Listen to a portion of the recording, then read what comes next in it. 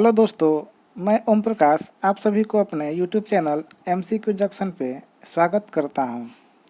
तो आइए हम लोग अपने इतिहास के प्रैक्टिस सेट जो कि पाठ्यक्रम अनुसार है, उसमें हम लोग प्राचीन इतिहास का सिंधु सभ्यता और वैदिक सभ्यता का MCQ का भाग 2 करने जा रहे हैं।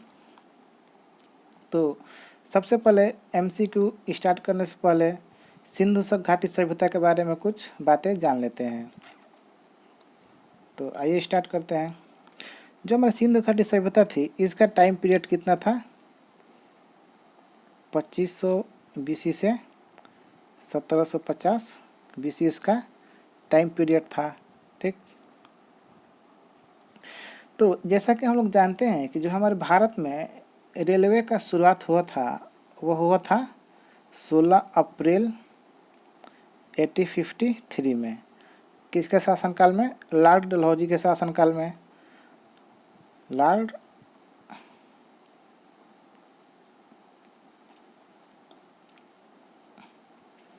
डलहौजी के शासनकाल में, जो कि ट्रेन चली थी मुंबई से थाने तक।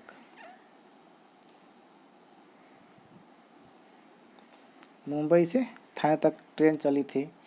जो रेलवे का शुरुआत 16 अप्रैल 1853 को हुआ था लॉर्ड डलहौजी के शासनकाल में।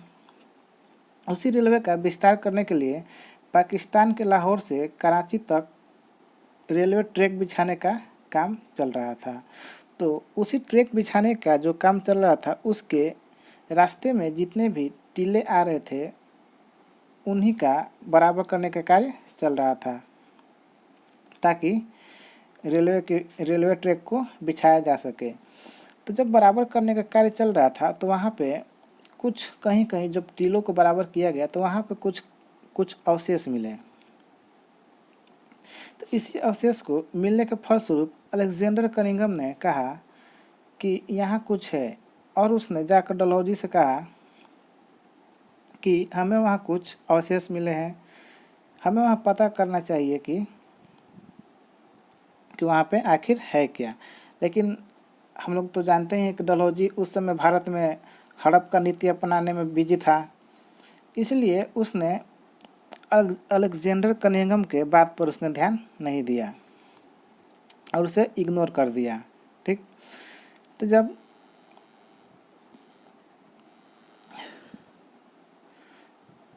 लॉर्ड डलहौजी का शासन खत्म हुआ, तो 1856 में ही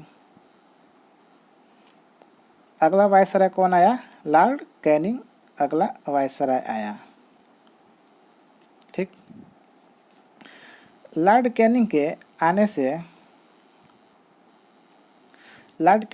से अलेक्जेंडर कनिंघम ने कैनिंग से भी कहा कि हमें कुछ अवशेष प्राप्त हो रहे हैं, हमको जो लाहौर से कराची तक रेलवे ट्रैक बिछा रहे हैं, उसमें हम लोग को कुछ अवशेष प्राप्त हो रहे हैं। लेकिन जो कैनिंग था, उसने भी इस बात पर ध्यान नहीं दिया, और उसने क्या किया कि कोलकाता में एक संग्रहालय बनवा दिया और कहा कि जितने भी अवशेष मिले इस संग्रहालय में जमा करो और कीमती सामानों को ब्रिटेन भेजवा दो। ठीक, तो अलेक्जेंडर कनिंघम ने ऐसा ही किया। फिर कुछ समय बाद 1899 में आया अगला वायसराय जो था, वो लॉर्ड कर्जन आया। इसका टाइम पीरियड था 1899 से 1905। कौन आया? Lord Curzon. जो लॉर्ड कर्जन है, वो एक क्या था? आर्कोलॉजिस्ट था। ठीक, जब इसे कनिंघम ने इस बात को कहा कि हमको रेलवे ट्रैक बिछाने में कुछ अवशेष प्राप्त हो रहे हैं, तो इस बात को कनिंघम ने बहुत रुचि से सुना, बहुत ध्यान से सुना और इस बात में रुचि ली, और उसने 1905 में क्या किया? ASI की स्थापना की। 1905 में किसकी स्थापना की? ASI का। ठीक, ASI का। ये ASI क्या है? Archaeological survey of India. ASI मतलब क्या होता है, आर्कोलॉजिकल सर्वे ऑफ इंडिया, और इसका हिंदी में भारतीय पुरातत्व सर्वेक्षण। मतलब जो लॉर्ड कर्जन था वो 1905 ईस्वी में भारतीय पुरातत्व सर्वे की स्थापना कराई, और इसका हेडक्वार्टर वही संग्रहालय को बनवाया जिसको लॉर्ड कैनिंग ने कोलकाता में बनवाया था। ठीक, उसका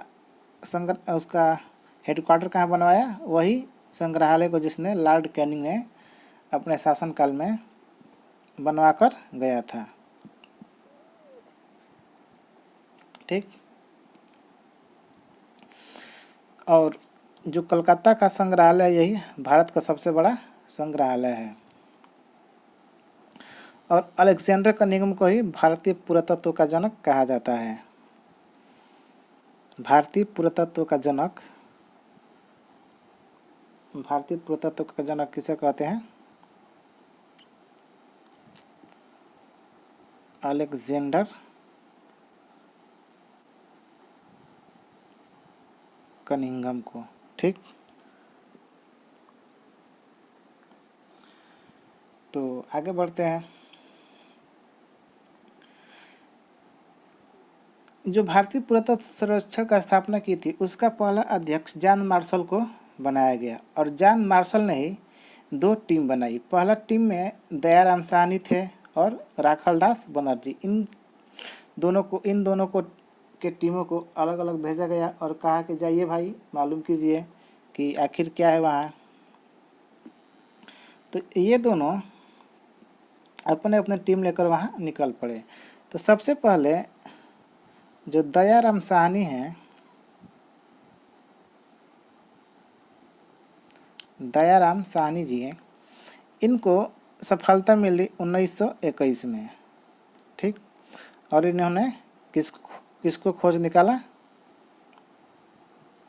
हड़प्पा को खोज निकाला, वहाँ से हड़प्पा को खोज निकाला। और जो दूसरी टीम किसकी थी, राखलदास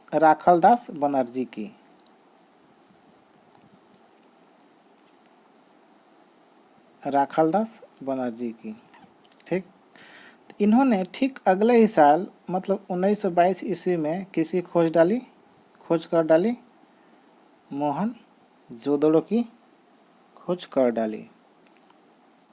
ठीक, ये दोनों स्थल किससे लगे थे, दोनों स्थल ये सिंधु घाटी से ही लगे थे।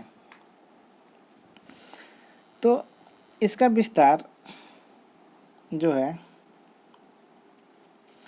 इसका विस्तार नॉर्थ में कहाँ तक है, मंडा तक है। यह है कहाँ, J&K। ठीक, दक्षिण में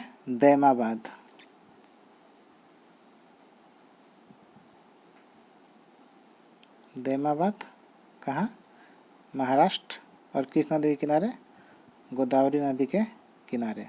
ठीक, और पूर्व में आलमगीरपुर,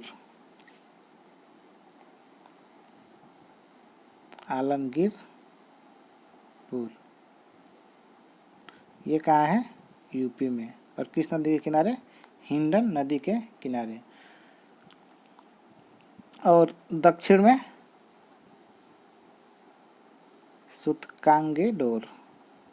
पश्चिम में सुतकांगेडोर, ये कहाँ है, बलूचिस्तान में,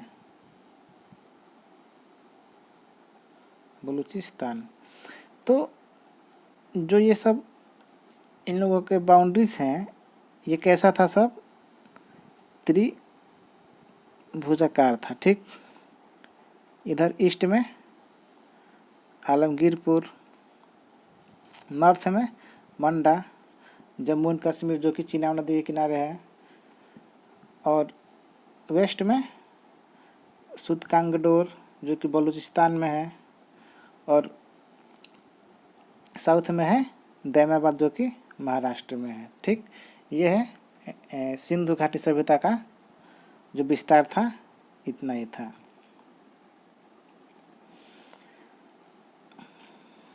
हम लोग जानते हैं कि सिंधु घाटी सभ्यता का फैलाव बल्कि सिंधु घाटी तक ही नहीं सीमित था बल्कि पूरे उत्तर भारत में फैला था। इसलिए इसका नाम हम लोग बदल के क्या रख दिए,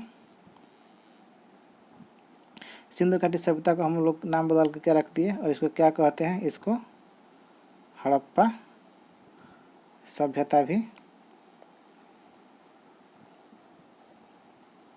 इसको हड़प्पा सभ्यता भी कहते हैं और साथ ही साथ इसको कांस्य युगीन सभ्यता भी कहते हैं।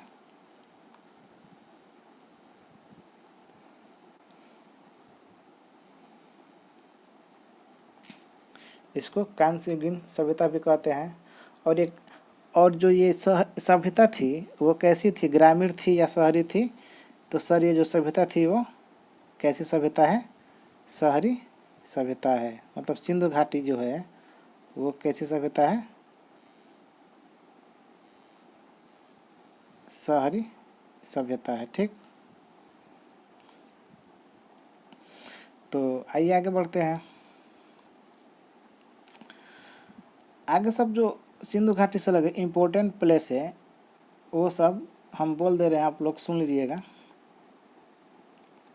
पहला प्लेस है हड़प्पा, कहाँ है, पाकिस्तान में। और इसके खोज कब हुआ था, 1921 में, और रावी नदी के किनारे, और खोजकर्ता कौन थे, दयाराम साहनी। ठीक, नेक्स्ट है मोहनजोदड़ो, ये भी पाकिस्तान में है और इसका खोज 1922 ईस्वी में सिंधु नदी के किनारे राखल दास बनर्जी के द्वारा हुआ था। अगला है सूतकांगेडोर, ये भी पाकिस्तान में है। इसका खोज हुआ था 1927 ईस्वी में दास्क नदी के किनारे और खोजकर्ता कौन इसके, R L. Stein. Next Chanhudaro, Pakistan में 1931 सिंधु नदी के किनारे, खोजकर्ता एम.जी. मजूमदार। नेक्स्ट रोपड़, पंजाब में है, 1953 में सतलज नदी के किनारे वाई.डी. शर्मा द्वारा। नेक्स्ट कालीबंगा, राजस्थान, 1953 में इसका भी, और कालीबंगा किस नदी के किनारे है, घग्गर नदी के किनारे है और इसका खोज किया इसने किया था, ए. घोष ने। लोथल जो है गुजरात में है और इसका भी खोज 1953 में किया गया था और किस नदी के किनारे है ये, भोगवा नदी के किनारे, एस.आर. राव के द्वारा। और इस लोथल को ही हम लोग सिंधु सभ्यता का बंदरगाह मानते हैं। ठीक, आलमगीरपुर यूपी में है, इसका खोज 1958 में हुआ था। ये हिंडन नदी के किनारे है और ये इसके खोजकर्ता वाई.डी. शर्मा जी है। ठीक, बनावली हरियाणा में 1973 में और सरस्वती नदी के किनारे, आर.एस. बिष्ट के द्वारा। नेक्स्ट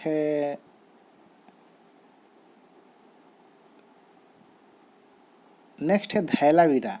ठीक, नेक्स्ट है धैलावीरा, ये गुजरात में है और इसका खोज 1990 में और ये लूनी नदी के किनारे है। इसका भी खोज किसने किया था, आर.एस. बिष्ट ने किया था। नेक्स्ट सभ्यता है राखीगढ़ी, हरियाणा में, 1990 में, और इस सभ्यता की खोज जो है मुगलों के द्वारा किया गया था और यह जो है सरस्वती नदी के किनारे है। राखीगढ़ी सभ्यता ही हड़प्पा सभ्यता के सबसे बड़ा स्थान है। ठीक, हड़प्पा सभ्यता का सबसे बड़ा स्थान कौन है, राखीगढ़ी सभ्यता। तो चलिए इतना ही, इससे आगे हम लोग नेक्स्ट क्लास में देखेंगे। ठीक, अब एमसीक्यूज करते हैं। तो एमसीक्यूज करने से पहले हम आप लोगों को पूरा ये सिंधु घाटी सभ्यता ही पढ़ा दे रहे हैं, जिससे कि आप लोगों को एमसीक्यूज लगाने में आसानी रहेगा। ठीक, हम लोग सिंधु घाटी सभ्यता पढ़ेंगे और इससे रिलेटेड एमसीक्यूज को हम लोग करेंगे। ठीक, नेक्स्ट क्लास में। तो आइए स्टार्ट करते हैं। पहला हड़प्पा, पहला स्थान कौन सा है? पहला स्थान से पढ़ते हैं, हड़प्पा से। ठीक, सभी स्थानों के जो हम लोग कवर करेंगे, करीब 4-5 स्थानों कवर करेंगे, और इससे जितने भी इम्पोर्टेंट फैक्ट होंगे सब हम लोग जानते हुए चलेंगे। तो हड़प्पा सभ्यता का सबसे पहला जो फैक्ट है, यहाँ से जो एक मिला था 12 कक्षों का अन्नागार मिला था। कितना? 12 कक्षों का अन्नागार मिला था। इसी अन्नागार से गेहूं और जौ के अवशेषों का प्राप्त हुआ था। मतलब जो ये 12 कक्षों का अन्नागार है, इसी अन्नागार से गेहूं और जौ के साक्ष्य प्राप्त हुए थे। तो इसी से पता लगाया जा सकता है कि इस सभ्यता का सबसे महत्वपूर्ण फसल गेहूं और जौ था। ठीक, दूसरा जो है वो, ये पहला है। दूसरा जो मिला, एक कब्रिस्तान मिला था, कब्रिस्तान। ठीक, इस कब्रिस्तान में करीब 57 मानव कंकाल मिले थे, जिसमें से 20 बहुत खराब हो चुके थे, बचे थे 37। इन्हीं 37 पर क्या किया गया? रिसर्च किया गया, और इन्हीं को क्या कहते हैं? इन्हीं को कहा जाता है R37 या समाधि 37। ठीक, तो अगर क्वेश्चन आ जाए कि R37 या समाधि 37 हड़प्पा सभ्यता के किस स्थान से संबंधित है, तो कौन सा स्थान हो जाएगा? हड़प्पा। ठीक, नेक्स्ट जो है, यहाँ से उर्वरता की देवी की एक मूर्ति मिला था, और अगला जो है बटन के आकार की मोहरें भी मिली थी, और शंख का बना बेल मिला था। ठीक, तो नेक्स्ट अब पढ़ते हैं दूसरा, मोहनजोदड़ो।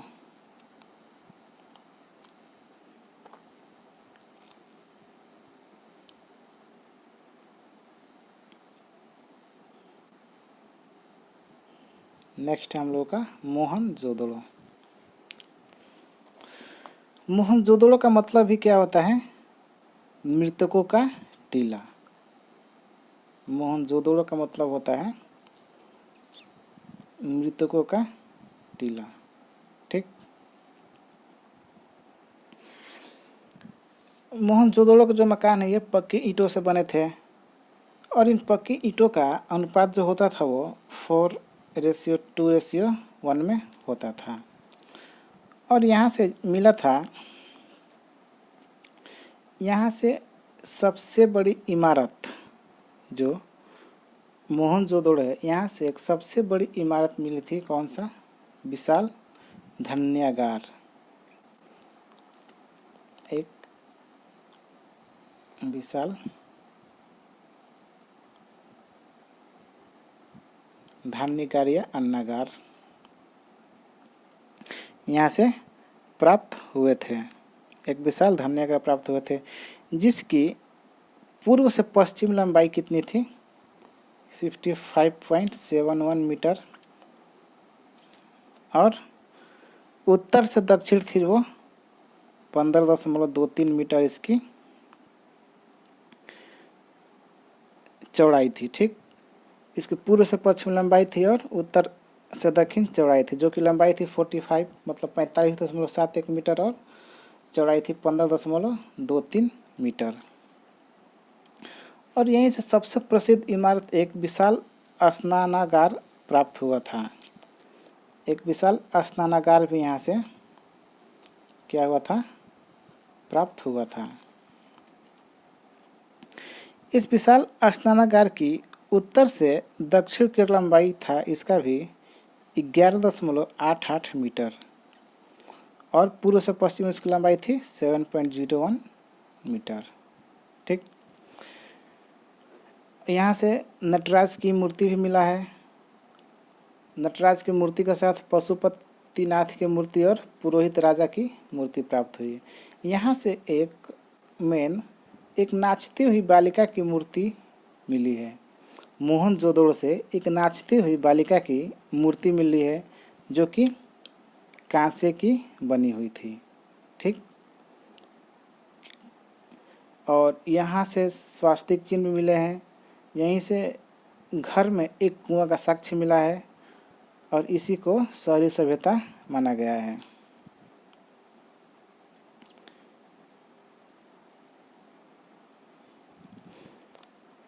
इस सभ्यता का बंदरगाह कौन सा है? इस सभ्यता का बंदरगाह हम लोथल है। इस सभ्यता में 64 बेसिक सिंबल्स थे जिन्हें इसमें पिक्टोग्राफी, जो बेसिक सिंबल्स है इसमें पिक्टोग्राफी लिपि मतलब भाव चित्रात्मक लिपि थी।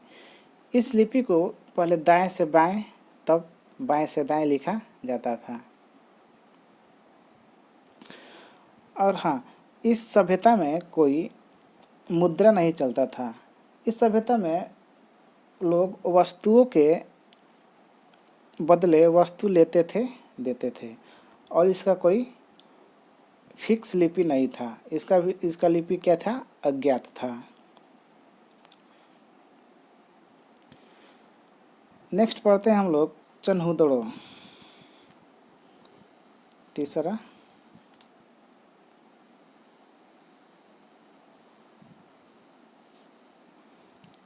पढ़ते हैं चन्हुदड़ो।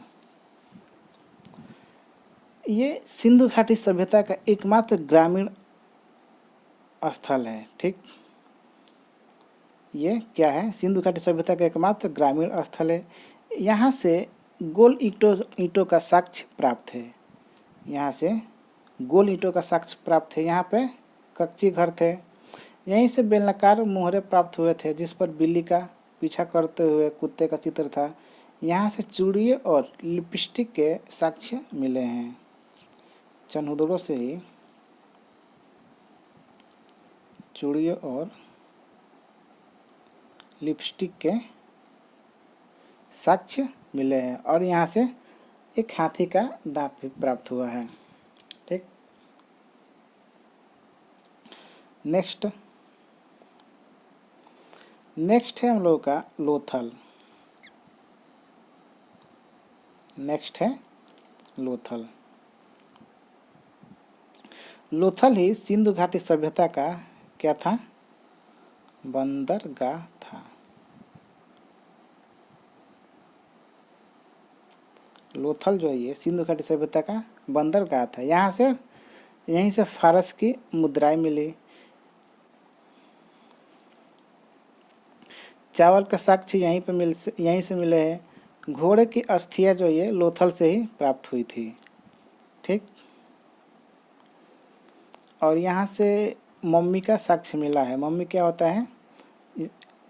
एक ताबूत में डेड बॉडी को रख दिया जाता है, उसमें कुछ एक लेप लगाकर ताबूत में डेड बॉडी को बंद करके रख दिया जाता है। ठीक, तो सिंधु घाटी सभ्यता में इतना ही हम लोग इम्पोर्टेंट फैक्ट जानते हैं। तो आइए कुछ और इम्पोर्टेंट जान लेते हैं जो कि एग्ज़ाम के पॉइंट ऑफ व्यू से बहुत ही इम्पोर्टेंट रहेंगे। तो सबसे पहले हम लोग जानते हैं कि सिंधुवासियों का जीवन का मुख्य व्यवसाय क्या था? सिंधुवासियों का जीवन का मुख्य व्यवसाय क्या था? कृषि था। ठीक, इसकी लिपि भाव चित्रात्मक थी। सिंधु घाटी के लोगों द्वारा प्रयोग में लाए जाने वाले बर्तन कैसे थे? मिट्टी के बर्तन थे और वो हाथ से नहीं बने होते थे, वो चाक से बने होते जो कुम्हार यूज करते हैं। ठीक, विश्व में सर्वप्रथम चांदी भारत के हड़प्पा सभ्यता में पाई गई थी। सिंधुवासियों का मुख्य भोजन क्या था? जौ और गेहूं। ठीक,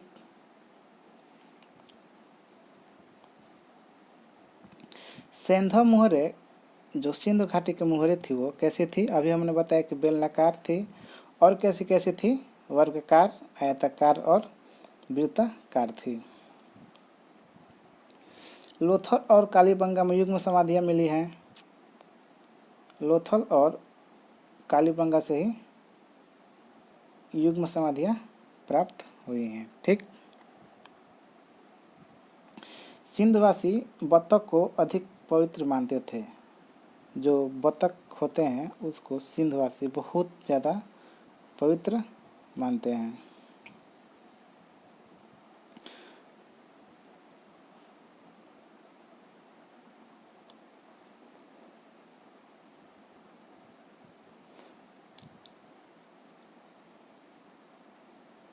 तो चलिए इतना ही।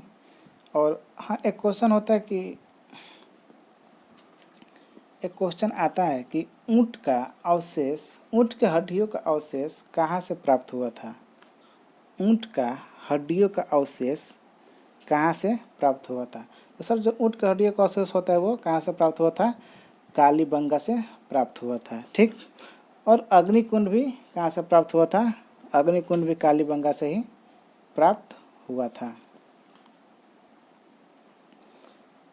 तो चलिए इतना ही सिंधु घाटी सभ्यता में रखते हैं। नेक्स्ट मिलेंगे इसके MCQ में। ठीक। Thank you. अगर आप सभी को हमारा वीडियो अच्छा लगा हो तो हमारे वीडियो को शेयर कीजिए, लाइक कीजिए और सब्सक्राइब भी कीजिए। चलिए, धन्यवाद।